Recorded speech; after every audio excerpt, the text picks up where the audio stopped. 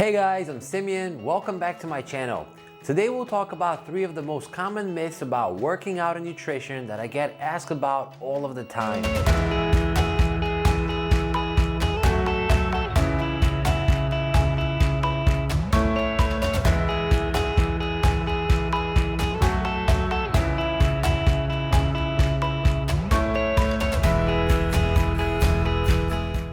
Welcome back guys. So there's so many myths and misconceptions about working out and nutrition that it really blows my mind sometimes. Despite having unlimited amounts of information at our fingertips, we simply don't have the time to actually check every piece of information that comes our way. That is why all of us at one point or another fall for a myth or half-truth. Today I want to focus on the 3 most common ones, but do me a favor and write in a comment something that you heard about related to training or nutrition and that later turned out to be false. I'm sure there are a lot of funky myths out there. Also, while there, do me a favor and subscribe if you haven't already done so. I really appreciate all of my subscribers. You guys are the best. So getting back to today's topic, myth number 1 and the one that I hear most often is that you can lose weight only in a specific area of your body. Usually men are concerned about their stomach and women about their butt and arms. So the question that I get is, what can I do to lose the extra fat only in that area? For those of you that haven't heard about this, it's called spot fat reduction. The truth is that you simply cannot reduce the amount of fat only in one specific body part. Your body works as a whole, kind of like you can't take out a spoonful of water only from one part of the cup. When consuming extra calories, your body gets the signal that it needs to store the extra for future use. And your fat cells are your storage cells. Where your body stores fat really depends on your genes. There are general gender storage spots, like men tend to store more in their stomach and women more in their butt, but that's not always the case because we're so unique. So you cannot do anything about where your body decides to store fat cells or which fat cells your body decides to take out of storage first. That is why I've told you numerous times not to focus too much on doing crunches and sit-ups if you have a really high percentage of body fat. Instead, use your large leg and back muscles to put your body in a state of burning fat. This way you will reduce the overall percentage of body fat and will eventually get to your target area. The second myth is that women have to train differently than men because lifting heavy weights will make them bulk up. This myth is often pushed by fake online trainers that want to sell you a dance/cardio routine that may be fun, but trust me, it's a huge waste of time. Just because it's fun, makes you sweaty, and you lose 5 pounds doesn't mean it's any good. I get asked about a lot of those online trainers, and my opinion is that they simply don't know any better. And yes, lifting weights may not be fun for everyone, but neither is eating proper nutrition. Trust me, eating French fries is much tastier than broccoli.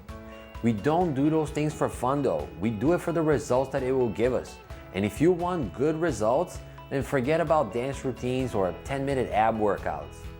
Also, I often get a lot of hate mail for saying this, but ladies, please stop looking at female bodybuilders or CrossFit competitors. They take a whole lot of illegal stuff in addition to training their brains out for decades.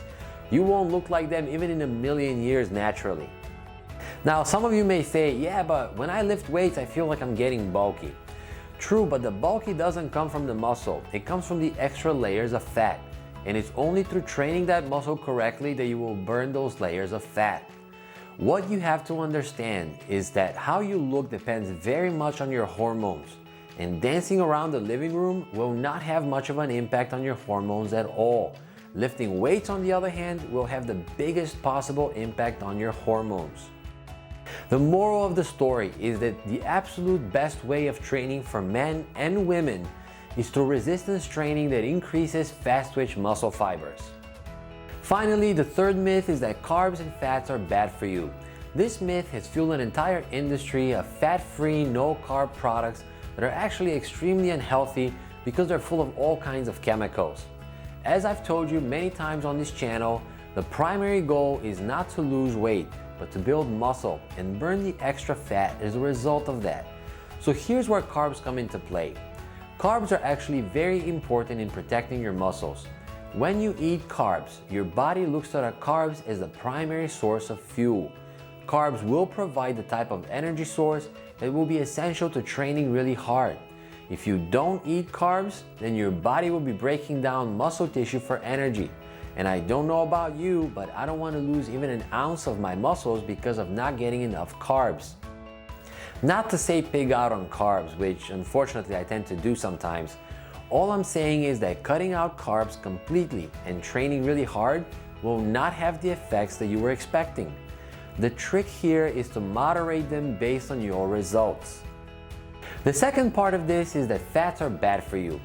That couldn't be further from the truth. Fats actually play an essential role in hormone production, and without fats you simply won't be able to produce enough of those muscle building hormones.